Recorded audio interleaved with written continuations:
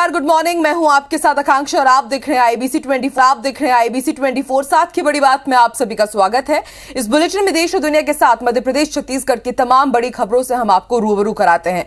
इस बुलेटिन का आगाज करेंगे काबुल में मचे कोहराम के साथ।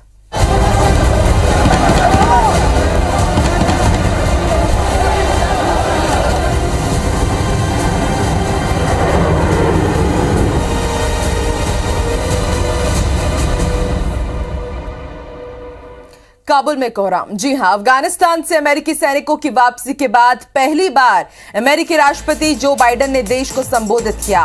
उन्होंने कहा, अफगानिस्तान में हालात अचानक बदल गए और इसका असर दूसरे देशों पर भी पड़ा है, लेकिन आतंकवाद के खिलाफ हमारी लड़ाई जारी रहेगी। बाइडेन ने कहा कि लोग हम पर सवाल उठा रहे हैं, उन्हें अफगानिस्तान छोड़कर जाने वाले उनके राष्ट्रपति अशरफ गनी से भी सवाल करने चाहिए।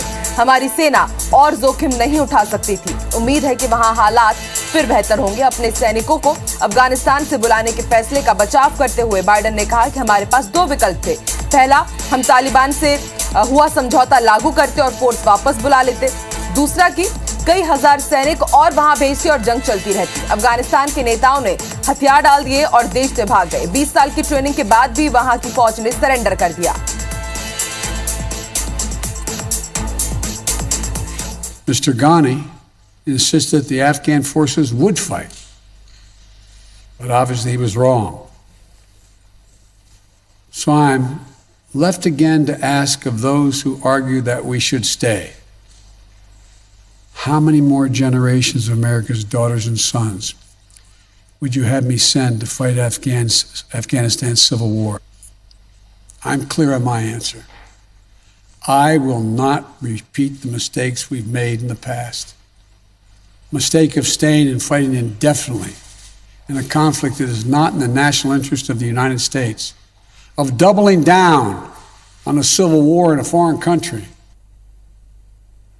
अफगानिस्तान पर तालिबान के कब्जे के बाद संयुक्त राष्ट्र सुरक्षा परिषद की आपात बैठक हुई। इस मीटिंग में यूएन महासचिव एंटोनियो गुटेरेस ने दुनिया से अफगान लोगों की मदद करने को कहा है।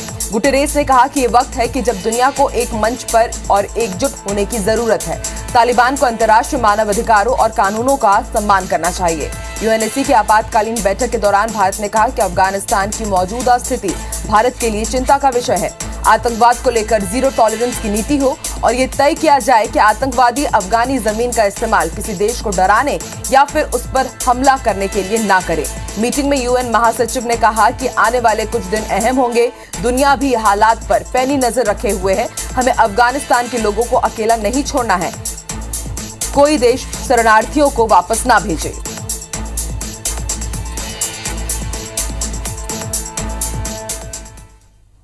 अफगानिस्तान पर तालिबान के कब्जे के साथ ही पूरी दुनिया अब अपने लोगों को वहां से निकालने में लगी हुई है, जबकि वहां के लोग तालिबानी आतंक के डर से देश छोड़कर भागने की कोशिश कर रहे हैं। सड़कों से लेकर एयरपोर्ट तक अफरा तफरी का माहौल है। भागदौड़ में कई जानें जा चुकी हैं। भारत सरकार ने भी अपने लोगों को वापस बुलाने के लिए सेना का जहाज भेजा। साथ ही विदेश मंत्रालय ने कहा कि वो हर स्थिति पर नजर बनाए हुए हैं और जो भारत आना चाहेगा उसे वापस लाएंगे।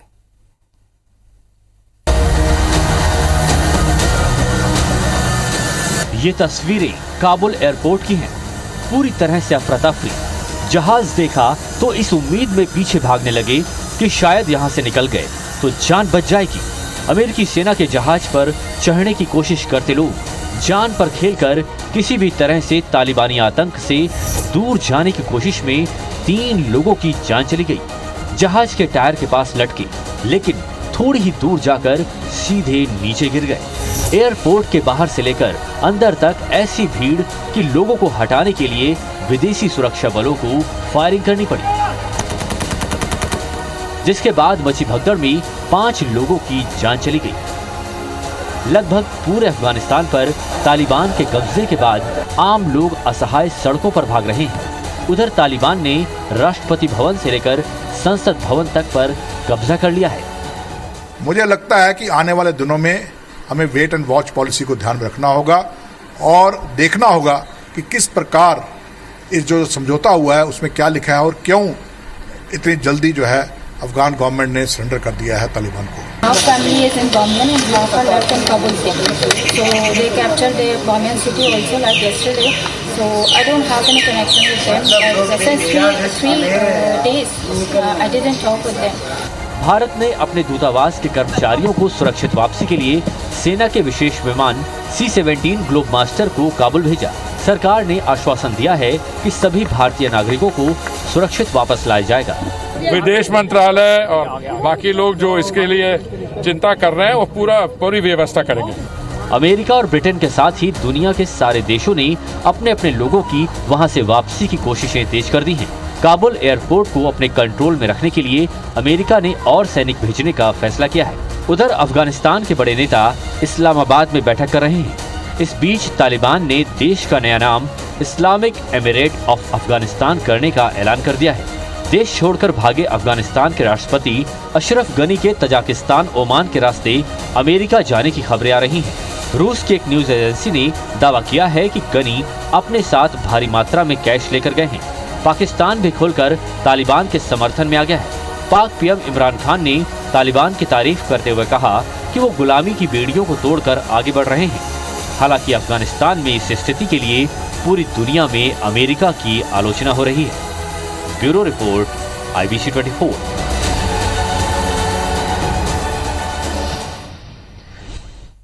चलिए अब जानते हैं कि आखिर ये तालिबान है कौन, इसका इतिहास क्या है और इसके बारे में हम आपको जानकारी दे दें। तो 1990 की शुरुआत में उत्तरी पाकिस्तान में सबसे पहले तालिबान का उदय हुआ और पश्तून आंदोलन के सहारे तालिबान ने अफगानिस्तान में अपनी जड़ें जमाई। फिर इसके बाद तालिबान आंदोलन की शुरुआत सन 1994 में दक्षिणी अफगानिस्तान में हुई। शुरुआत में इस आंदोलन का उद्देश्य था कि लोगों को धार्मिक मदरसों में भेजा जाए। फिर 1996 में तालिबान ने अफगानिस्तान के ज्यादातर क्षेत्रों पर अधिकार जताया। ग्राफिक्स के जरिए हम आपको बता रहे हैं कि तालिबान का आखिर अफगानिस्तान में उदय कैसे हुआ है। 1996 के बाद साल 2001 की अगर बात की जाए तो साल 2001 में अफगानिस्तान युद्ध के दौरान इसकी गतिविधियां बेहद कम हो गई। लेकिन उसके बाद साल 2004 के बाद दक्षिणी अफगानिस्तान और पश्चिमी पाकिस्तान में गतिविधियां एक बार फिर से बढ़ती हुई नजर आईं। फिर उसके बाद फरवरी 2009 में स्वात घाटी में पाकिस्तान सरकार के साथ इनका एक बड़ा समझौता हुआ और समझौते में लोगों की हत्या न करना, शरीयत के मुताबिक काम करने की छूट दी गई। शरीयत कानून के तहत महिलाओं पर कई तरह की कड़ी पाबंदियां लगाई गई। सजा देने के विभत्स तरीकों के कारण अफगानी समाज और दुनिया भर में इनका विरोध हुआ। और फिर उसके बाद 9/11 हमले के बाद अमेरिका और नाटो देशों की सेनाओं ने तालिबान के शासन से मुक्ति दिलाई। फिर उसके बाद तालिबान और अमेरिका के बीच एक डील भी हुई। तालिबान से डील कर अमेरिका ने सेना को वापस बुलाने का फैसला किया।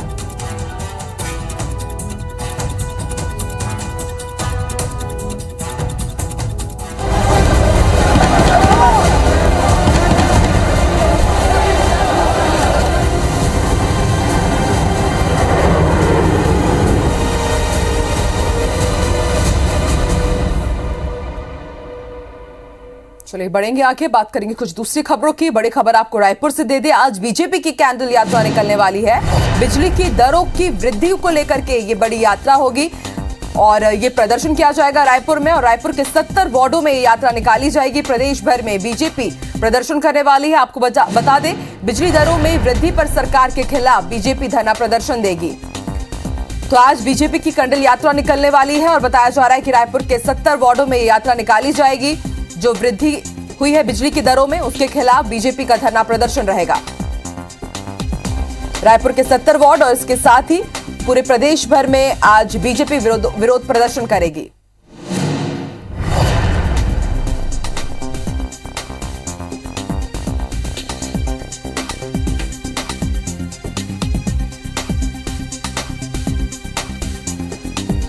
तो आपको बता दें, लगातार बीजेपी हावी है कांग्रेस सरकार के ऊपर। जिस तरह से बिजली की दरें बढ़ाई गई है, लगातार प्रेस कॉन्फ्रेंस करके तो अलग अलग तरीकों से विरोध जताया जा रहा है। और आज एक बार फिर से हम आपको बता दें, बीजेपी कैंडल यात्रा निकालने जा रही है।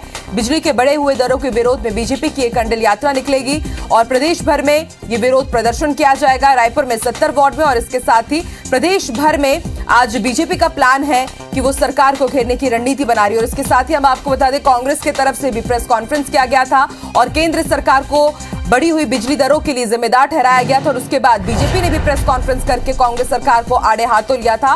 और ताजा अपडेट यह है कि आज बीजेपी की कंडल यात्रा रहने वाली है। पूरी दुनिया में गाय भले ही दूध देती हो, लेकिन हिंदुस्तान में ये वोट भी देती है। 70 के दशक में हरिशंकर परसाई की लिखी लाइनें मध्य प्रदेश की सियासत पर सटीक बैठती है, जहां गौपालन पर एक बार फिर से सियासत के केंद्र में आ चुका है। बीजेपी सरकार के कैबिनेट मंत्री हरदीप डंग चाहते हैं कि चुनाव वही लड़े जो गाय पालता हो, जिस पर कांग्रेस ने पलटवार किया कि प्रस्ताव तो मंजूर है, लेकिन सरकार को यह सुनिश्चित करना होगा कि गाय पालने पर मॉब लिंचिंग नहीं होगी। ये रिपोर्ट देखिए।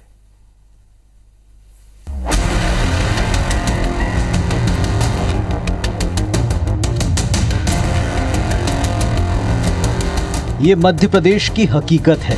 एक तरफ जहां कई जिलों में बाढ़ की बर्बादी साफ नजर आती है, तो कोरोना की तीसरी लहर का डर भी बरकरार है। इससे निपटने के लिए सरकार हर मुमकिन कोशिश में जुटी है, लेकिन नेताओं को इससे क्या, उन्हें मतलब है तो नए नए मुद्दों और उस पर बयानबाजी से। कैबिनेट मंत्री हरदीप सिंह डंग ने गाय को लेकर प्रदेश में एक नई बहस छेड़ दी है। उनका कहना है कि 25,000 से ज्यादा सरकारी वेतन पाने वालों से 500 रुपए वसूले जाने चाहिए। खेती किसानी का सामान बेचने वालों के लिए गाय पालना अनिवार्य हो। जो भी जनप्रतिनिधि चुनाव लड़ना चाहता है, उसके लिए भी गौपालन जरूरी है और ऐसा न करने वालों के फॉर्म चुनाव आयोग निरस्त कर दे। डंग के इस निजी विचार का न सिर्फ उनके सहयोगी मंत्री समर्थन कर रहे हैं, बल्कि प्रदेश अध्यक्ष भी इसे सही ठहराते हैं। जो किसान खेती क्रय विक्रय करते हैं, क्रय विक्रय तभी हो तो जब गौ माता पालें। जो 25,000 रुपये से जिनकी तनख्वाह ज़्यादा है, शासन की नौकरी करते हैं, उनसे 500 रुपये प्रतिमाह गौशाला में दिलाए जाएं। और जो जनप्रतिनिधि चुनाव लड़ना चाहता है तो उससे गौ माता पाले, उसे चुनाव लड़ने का अधिकार हो, उसका फॉर्म रिजेक्ट कर दिया। ये मेरी व्यक्तिगत मांग है। हर आदमी गाय पालेगा तो स्वस्थ रहेगा, दूध पिएगा, और भी 4 बातें गाय से मिलती है। तो इसलिए परिवार का एक सिस्टम गांव के अंदर आपने देखा ना, गांव के अंदर ये सिस्टम था, उसके आधार पर उन्होंने बोला होगा। आज की समय की आवश्यकता है कि हम गौ को पालें और गौवंश के माध्यम से खेती करें, स्वस्थ भी रहेंगे। और देखिए, जीवन का पहला सुख निरोगी काया, तो मनुष्य को अभी तो स्वस्थ रखने के लिए बहुत आवश्यक है। मध्य प्रदेश में गाय हर चुनाव में दोनों पार्टियों के लिए अहम मुद्दा रही है। 2018 विधानसभा चुनाव में कांग्रेस ने अपने घोषणा पत्र में ये वायदा किया था, हर ग्राम पंचायत में गौशाला खोली जाएगी, चिन्हित क्षेत्रों में गौ अभ्यारण्य बनाए जाएंगे, इनके संचालन और रखरखाव के लिए सरकार अनुदान देगी। गौशाला में गोबर, उपले, गौमूत्र और अन्य वस्तुओं का व्यावसायिक स्तर पर उत्पादन कराया जाएगा। गौवंश संरक्षण और देखभाल के लिए अस्थायी शिविर की व्यवस्था भी की जाएगी। दुर्घटना में घायल गायों के उपचार और मृत गायों के अंतिम संस्कार की व्यवस्था भी करवाई जाएगी। वैसे कांग्रेस की सरकार प्रदेश में 15 महीने तक रही। पार्टी का दावा है कि उस दौरान 1000 हाईटेक गौशालाएं शुरू की गईं। हम लोग कह रहे हैं ना, गाय हम लोग पालने को तैयार हैं। पहले बीडी शर्मा जी ये बता दें, जो मॉब लिंचिंग हुई थी वो दोबारा तो नहीं होगी, उसकी वो गारंटी ले लें। हम इस बात की गारंटी लेने को तैयार हैं कि हम इनसे ज्यादा बेहतर तरीके से गाय को पालेंगे, लेकिन हमारी जान की हिफाजत कौन करेगा। कमलनाथ जी ने जो सबसे बड़ा काम किया था कि मध्य प्रदेश में 1000 गौशालाएं बनाई थी, और उसका उद्देश्य ये था कि जो सड़कों पर गौ माता रहती है उसको संरक्षण मिले, उसको स्थान मिले। तो कमलनाथ जी सरकार ने तो ये किया है। अब डंग जी भारतीय जनता पार्टी में, तो मुझे उम्मीद है कि वो अपनी बातों को शिवराज जी की सरकार से मनवाएंगे। जाहिर तौर पर दोनों पार्टियों की निगाह बहुसंख्यक वोट बैंक पर है, जिसे अपने पाले में रखने के लिए खुद को गाय हितैषी सिद्ध करने की होड़ है। अगले कुछ दिनों में प्रदेश में 1 लोकसभा और 3 विधानसभा सीटों पर उपचुनाव हैं, जिन्हें 2023 विधानसभा चुनाव से पहले एक सेमीफाइनल के तौर पर देखा जा रहा है। ऐसे में गाय और गौपालन का मुद्दा उठना बहुत हैरान नहीं करता। सुधीर दंडोतिया के साथ नवीन कुमार सिंह, IBC 24 भोपाल। अंबिकापुर नगर निगम में जारी पीएम आवास योजना के आवंटन की सूची सवालों के घेरे में है। 15,000 आवेदनों में से 3,422 लोगों को पात्र मानते हुए आवास आवंटन के लिए चयनित किया गया है, लेकिन वेरिफिकेशन के लिए जब सूची वार्ड पार्षदों के पास भेजी गई तो उनमें से आधे लोग मिल ही नहीं रहे हैं, जिसके बाद पूरे मामले में विपक्ष गड़बड़ी की आशंका जता रही है। विपक्ष लिस्ट में शामिल लोगों के नाम पर सवाल खड़ा करते हुए एक नई मांग कर रही है। मांग के तहत पात्र लोगों का चयन लॉटरी सिस्टम के तहत पूरे 15,000 लोगों में किया जाए। महापौर ने वर्तमान लिस्ट को सही बताते हुए विपक्ष के गड़बड़ी के आरोपों को खारिज कर दिया है।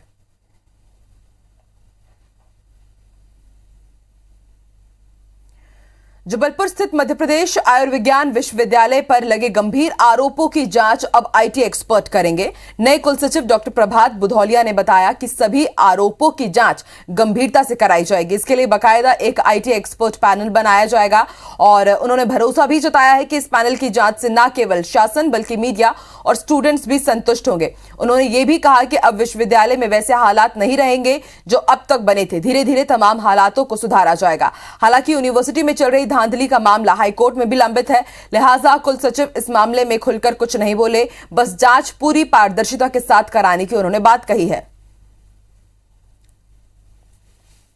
मैं आपको केवल इतना आश्वासन दे सकता हूं कि एक उच्च स्तरीय कमेटी भविष्य में, जिसमें आईटी एक्सपर्ट होंगे, सब होंगे, एक उच्च स्तरीय कमेटी जिसकी विश्वसनीयता पर शासन को, मीडिया को, किसी को भी संदेह नहीं होगा, एक ऐसी कमेटी बनाई जाएगी। रायपुर के खारून नदी में 2 महिलाएं 2 बच्चों के साथ घरेलू विवाद के चलते कूद गईं। चारों को डूबता देख खारून में नौका विहार करने वालों में 3 मछुआरों ने उन्हें बाहर निकाला और पुरानी बस्ती थाना पुलिस को सूचना दी। पुलिस ने चारों को इलाज के लिए निजी अस्पताल में भर्ती कराया, जहां उनकी हालत खतरे से बाहर है।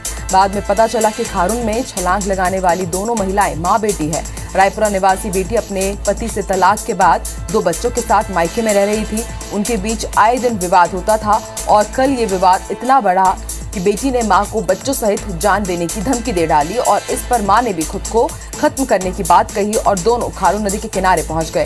यहां बेटी ने अपने 5 और 7 साल की बच्चियों के साथ नदी में छलांग लगा ली। बेटी के बाद मां ने भी नदी में छलांग लगा दी।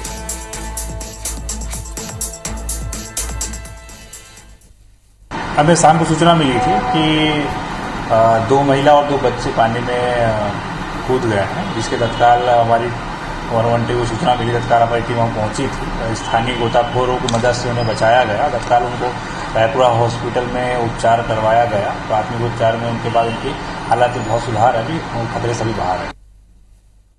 एसबीकेएफ इंटरनेशनल चैंपियनशिप नेपाल में बॉक्सिंग में गोल्ड मेडल जीतकर लौटी दुर्गा चंद्राकर ने कल शाम को मुख्यमंत्री भूपेश बघेल से मुलाकात की। गरियाबंद जिले के छुरा के निवासी दुर्गा चंद्राकर ने मुख्यमंत्री को बताया कि 10 से 15 अगस्त के बीच नेपाल के पोखरा में आयोजित एसबीकेएफ इंटरनेशनल चैंपियनशिप में अंडर 30 आयु वर्ग में बॉक्सिंग में उन्होंने प्रथम स्थान प्राप्त किया है। मुख्यमंत्री ने इस उपलब्धि पर दुर्गा चंद्राकर को बधाई दी और उनके उज्जवल भविष्य के लिए शुभकामनाएं भी दी। इस अवसर पर डॉक्टर रश्मि चंद्राकर, खिलावन बघेल, संजय शर्मा, देवराज चंद्राकर, दुलारी चंद्राकर, राहुल चंद्राकर और ट्विंकल चंद्राकर भी मौजूद रहे।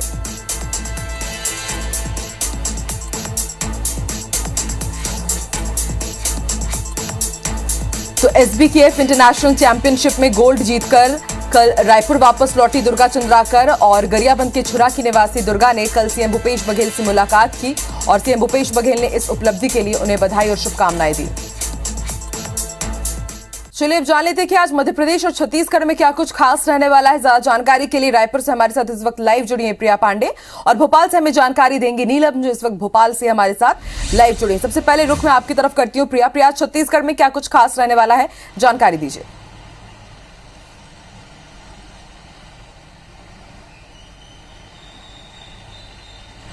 बिल्कुल, लगातार बढ़ रही बिजली के दरों को देखते हुए आकांक्षा भारतीय जनता पार्टी सरकार पर लगातार हमलावर है और आज इसी क्रम में प्रदेश माफ कीजिएगा राजधानी रायपुर के 70 वार्ड उसके अलावा बीरगांव के 40 वार्ड और माना के 20 वार्डों में लालटेन यात्रा या कंडल यात्रा निकाली जाएगी और इसके द्वारा लगातार जो बिजली की दरों में बढ़ोतरी की जा रही है उसको लेकर सरकार से सवाल किए जाएंगे। इसमें 3 पूर्व विधायक, जिसमें जो शहर जिला अध्यक्ष हैं सृजन सुंदरानी हैं, इनके अलावा धर्मलाल कौशिक जो कि नेता प्रतिपक्ष हैं, बृजमोहन अग्रवाल जो कि पूर्व मंत्री हैं, राजेश मूणत ये भी पूर्व मंत्री हैं, तमाम लोगों के नेतृत्व में ये यात्रा निकाली जा रही है और जन जन तक यह पहुंचाने की कोशिश की जा रही है कि किस तरीके से सरकार ने पहले घोषणा पत्र में ये लिखा था कि बिजली की दरों को कम करेंगे, बिजली बिल हाफ का वादा किया था, हाफ किया भी कुछ दिनों के लिए, लेकिन उसके बाद अब बिजली के जो दाम है उनको बढ़ा दिया गया है।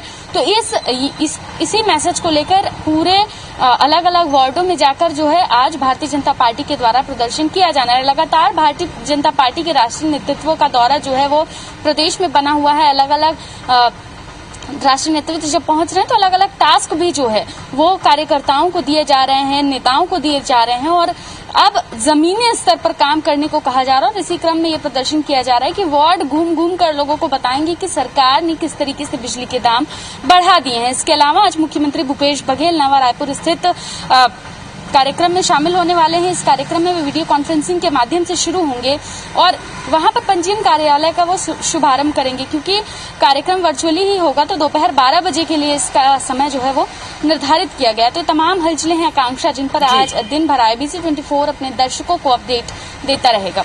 ठीक है प्रिया, आप हमारे साथ बने रहिए। नीलम भी हमारे साथ जुड़िए। नीलम, आज मध्य प्रदेश में क्या कुछ खास रहने वाला है? बड़ी सियासी हलचल और दूसरी बड़ी खबरें। जी आकांक्षा, मध्य प्रदेश में यदि हम बड़ी खबरों की बात करें तो जन आशीर्वाद यात्रा जो कल से मध्य प्रदेश में शुरू हो गई है, आज उसका दूसरा दिन है और आज दूसरे दिन केंद्रीय मंत्री ज्योतिरादित्य सिंधिया अपनी जन आशीर्वाद यात्रा शुरू करने जा रहे हैं। देवास से उनकी यात्रा शुरू होगी, जिसके बाद शाजापुर और इंदौर भी चलेगी। 17 से लेकर 19 अगस्त तक उनकी जो 3 दिन की जन आशीर्वाद यात्रा है। इसमें वो जनता से जुड़ेंगे। कई जो सामाजिक क्षेत्र से जुड़े लोग हैं, खेल से, साहित्य से, कई जो हस्तियाँ हैं मशहूर, उनसे भी मुलाकात करेंगे। इसके साथ ही साथ केंद्र की जो नीतियां हैं उनके बारे में लोगों से बताएंगे। इसके साथ ही जो जन आशीर्वाद यात्रा चल रही है जिसकी शुरुआत कल से ही हो गई थी, मंत्री बघेल ने कल दतिया से इसकी शुरुआत की थी और इसके बाद जो है मंत्री खटीक भी जो है अपनी जन आशीर्वाद यात्रा शुरू करेंगे 19 अगस्त से। तो 3 केंद्रीय मंत्री जो मध्य प्रदेश के जिन्हें नए बनाए गए हैं उनकी जन आशीर्वाद यात्रा का दौर कल से शुरू हो गया है और उनकी जो समय सारणी है उसके मुताबिक अलग अलग दिन पे इनकी जो खास तौर पर ग्वालियर मालवा अंचल है, यहाँ पर इनकी जो यात्रा है वो चलेगी, जिसमें वो जनता से जुड़ेंगे, जनता के जो अन्य प्रतिनिधि है उनसे भी मिलेंगे और केंद्र सरकार की जो नीतियां हैं उनके बारे में प्रचार प्रसार किया जाएगा। चूँकि मध्य प्रदेश में आने वाले दिनों में उपचुनाव होना है 1 लोकसभा सीटों पर, 1 लोकसभा सीट और 3 विधानसभा सीटों पर, तो ये बहुत ज़्यादा महत्वपूर्ण माना जा रहा है इस उपचुनाव को। तो इसका एक प्रचार प्रसार का मौका या एक रणनीति के तहत इसे देखा भी जा रहा है, क्योंकि आने वाले दिनों में जो उपचुनाव है उसकी तैयारी के तौर पर इसे देखा जा रहा है। हालांकि पूरे भारत में ही करीब 22 राज्यों में जन आशीर्वाद यात्रा जो है नए इस बड़ी खबर के अलावा जितनी भी तमाम बड़ी खबरें होंगी उनकी फॉलोअप हम आपसे जरूर लेते रहेंगे। फिलहाल शुक्रिया आप दोनों का ही पूरी जानकारी देने के लिए प्रिया नीलम। तो टीम इंडिया ने इंग्लैंड को टेस्ट सीरीज के दूसरे मैच में 151 रनों से हरा दिया है। लॉर्ड्स में खेले गए इस मैच में दोनों टीमों के बीच 5 दिनों तक जोरदार टक्कर देखने को मिली। टीम इंडिया मैच के 5वें दिन इंग्लैंड पर भारी पड़ी और 5 मैचों की सीरीज में 1-0 से बढ़त बना ली है। मैच के हीरो रहे शमी, जसप्रीत बुमराह और मोहम्मद सिराज। भारत ने जीत के लिए 272 रन का लक्ष्य रखा था। इसके जवाब में इंग्लैंड की टीम 120 रन पर ही सिमट गई। बता दें कि बैटिंग ऑर्डर में शमी और जसप्रीत बुमराह के बीच 9वें विकेट के लिए करीब 89 रनों की अटूट साझेदारी से अपनी दूसरी पारी 8 विकेट पर 298 रन पर घोषित की थी। पहला नॉटिंघम मैच बारिश के चलते ड्रॉ रहा था। इस बुलेटिन में फिलहाल इतना ही। आप देखते रहिए IBC 24। नमस्कार।